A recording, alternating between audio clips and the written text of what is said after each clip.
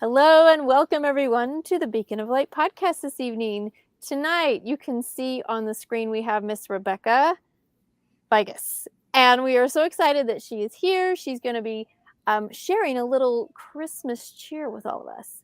I know it's only February, but it's never too late to plan ahead, right? Anyway, we're so excited, but before we start talking to her, we are going to jump into this. I'm April Tribe Juke. Welcome to the Beacon of Light podcast. I believe we are all made with light, and light is hope. This podcast brings authors who write stories of hope to all of you. Your journey to be inspired and amplified by these stories starts now. And we are back. So welcome everybody. If you are here, go ahead and tell us where it is that you're from. And as you can see running underneath us here, that is the best place to be able to get a hold of Miss Rebecka or Becky, however she goes by. What do you prefer? I go by Becky. All right, awesome. Well, she has written a book, and you can see it running underneath there, which is Santa is for Real. So really an interesting kind of a title. I think it kind of might direct you towards something Christmassy. I'm just going to guess, right? So before we start talking about this book, Rebecka, tell us a little bit about yourself. I started writing at the age of 10. I had a reading teacher who handed me back a paper. Please don't ask me what I wrote. I don't remember. But he told me when he handed it back that with my imagination, one day he would see me in books. I believed him. And I wrote nonsense poems for the next year and a half. Then we moved. And starting in 7th grade in a new school was really not a fun thing. And I spent the next years writing poetry about teenage angst and not fitting in. And I loved the poetry. I wrote it through college. I wrote it when my daughter was born and was asked to put it in a book. I had written a poem that was nominated by a senator as the state poem of Michigan. And so we just put all of my poems in date order in the book, and I wrote a couple to help fill it out. I typed it, took it to Kinko's, which used to be a copy company. I don't even know if they exist anymore. And they printed me 75 copies. I took them down to Regal Press in Flint, Michigan, and they made me 75 hardbound books. And if you could see that book, you would laugh. Some of the poems never should have been published ever, but they have been, and so they continue to be. There were no ISBNs. It was copyrighted, but there's no LOCC number.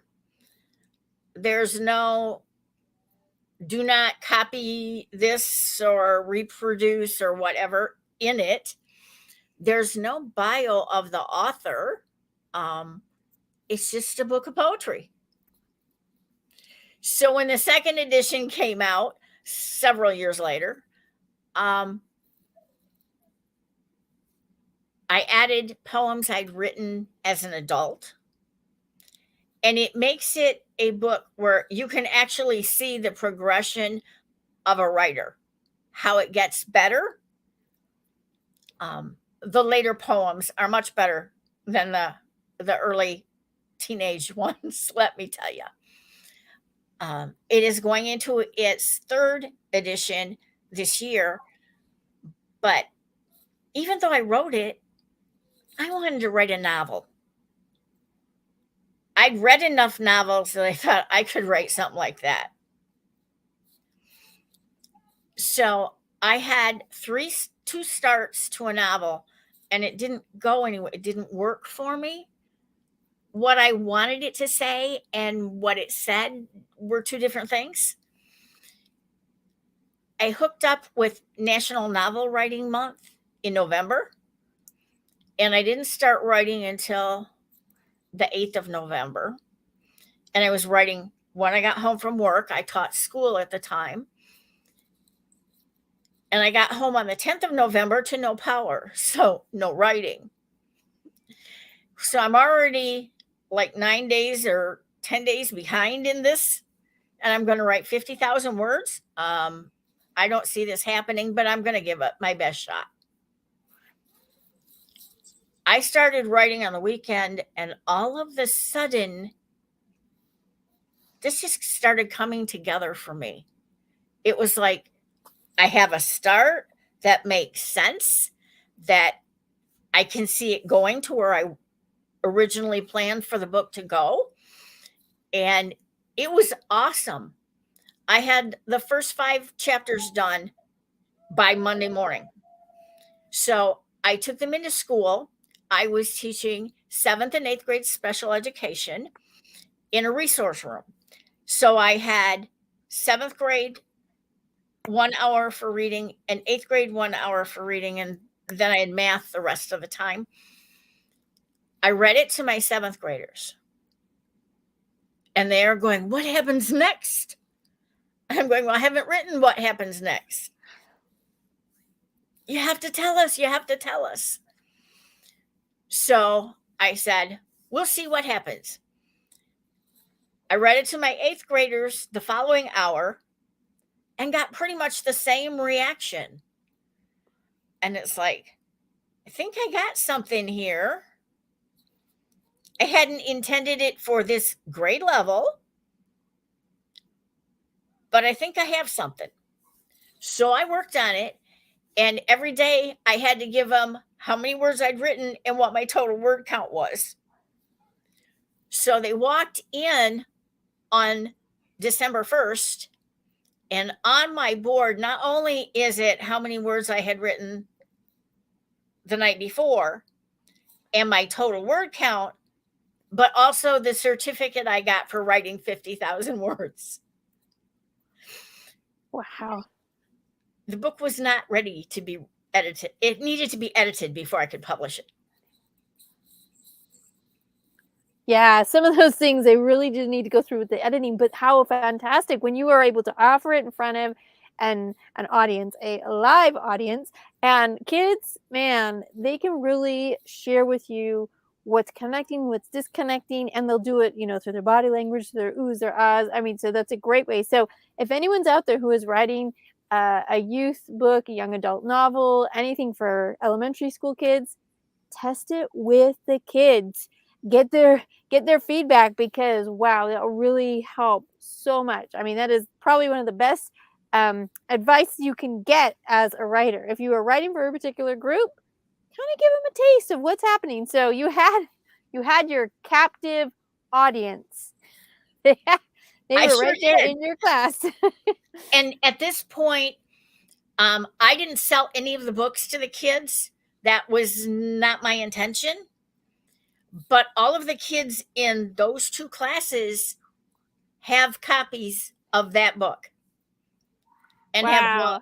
have bought other books in this that I've written. So how many books have you written? 15.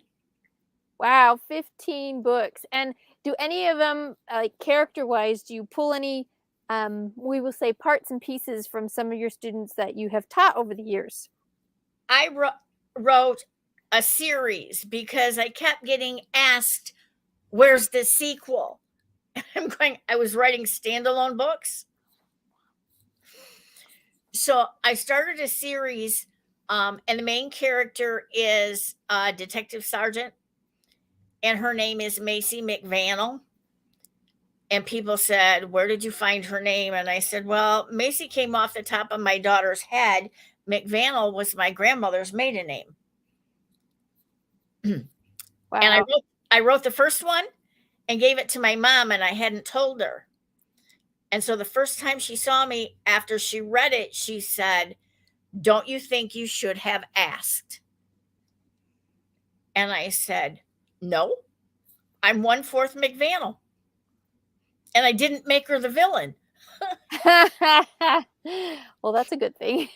But Don't want to be the villain. she didn't know until much later that I had written it to honor her mother, whom I never knew.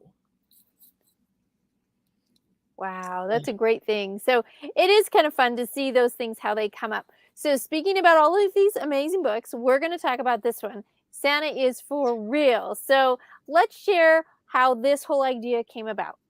Okay. It was suggested by my publisher that I write a Christmas book and try and write one every year and write one for kids. And then the next year, write one more adult oriented. And I thought, okay, great. What am I going to write? I had written a flash fiction piece using two 12-year-old boys for a Halloween anthology. So it's a whopping 4 pages long. I decided to go back to these two boys, and one of them believes in Santa or the idea of Santa. The other one says, dude, aren't you 12 years old? Don't you know Santa's your parents? And he says, no, that's not what I'm talking about. It's when you do something nice for somebody, but you don't get anything back other than a good feeling. And his friend looks at him and says, really? You're weird. So they place a $5 bet on whether or not there's a Santa. And he goes home and he talks to his dad. And he says, I asked the teacher today if there's something we could do for somebody who needs a little extra help at Christmas. And his dad says, that's a great idea. Remember when we did it for the family whose house burned down? They were in a temporary house, but they had no money left from renting the temporary house to put up a Christmas tree or anything. And somebody got them a Christmas tree and we bought presents for the whole family. Yeah, I remember that, Dad. Maybe we could do that. He says, I'll ask my teacher. So he goes in early the next day to ask his teacher. And his teacher says, let me think about it. At the end of the day, she calls both boys' fathers. Says, we have a student who's a year older than the boys that wants to come home from the hospital for Christmas, but he needs a wheelchair ramp. And there's nobody who can build one. And the fathers say, we can do that and we'll get the boys involved. So the next day, the teacher says she's going to start having lunch with the kids. And she wants Teddy and Tommy, the two boys in the book, to have lunch with her. Teddy's not real thrilled about this, but Tommy has a hunch he knows what's coming. So he says, it's okay, Ted. We're not in any trouble. And the teacher says, no, boys, you're not in trouble. I have an idea I want to toss out to you. And she tells him about needing a wheelchair ramp for a student named Brady in their building. And Teddy goes, I know Brady. Sure, we can do that. We'll go ask our dads. And she said, well, lucky for me, I talked to both of your dads last night, and they think it's a great idea. You can start Saturday morning. So they go back home after school, talk to their dads. Their dads get together with them for Friday night guys' night. They have pizza and pop, and they start drawing plans for what they think this will be, this ramp. And they go over early Saturday morning and they take measurements. Then they run to the local hardware and get all the wood and the screws and everything they're going to need to build this ramp. And they're going to build it up to the existing porch so that they don't have to worry about the porch. And then they'll build a little rise going into the house. for that little step. So they load everything in the truck, they go over and they start working, and it's cold. The lady next door comes over and she brings them all bowls of soup mid-afternoon. And so as they're cleaning up, the boys take the bowls and the silverware back, and she says to them that they make great elves. They get down to the bottom of the stairs, and Teddy turns to Tommy and says, "Look, I'm doing this Santa thing for you, but I'm nobody's elf." Nice. So they build the ramp. The neighborhood gets involved. They make sure there's a Christmas tree and the house is decorated, and everybody pitches in and either makes something for them to eat or buys gifts. And they all get it in on Christmas Eve because the neighbor lady's got the key. And so they put a dinner in the oven on warm. So all I have to do is pull it out and eat it. And all the fixing for Christmas dinner are in the fridge and ready to go. They just have to cook it the next day. So all the neighbors are standing across the street from the house and they're singing Christmas carols, and it's kind of a joyous thing. And the car comes down the street and pulls in, and Dad stops. Mom and the sister get out and they go stand at the bottom of the ramp, and Dad pulls into the garage. Wait a minute, where's Brady? And then they hear a siren and they look, and Teddy says, "Wait a minute, there's reporters down there. What's going on?" Because there's an ambulance coming down the street. Lights, sirens, the whole bit. And it pulls into Brady's driveway. And Teddy's shocked. It's like, what's happening? Well, they bring him out of the ambulance, but he's in a wheelchair, and there's an IV pole next to him. Tommy says, "I think he's still sick, but he wants to be at home for Christmas."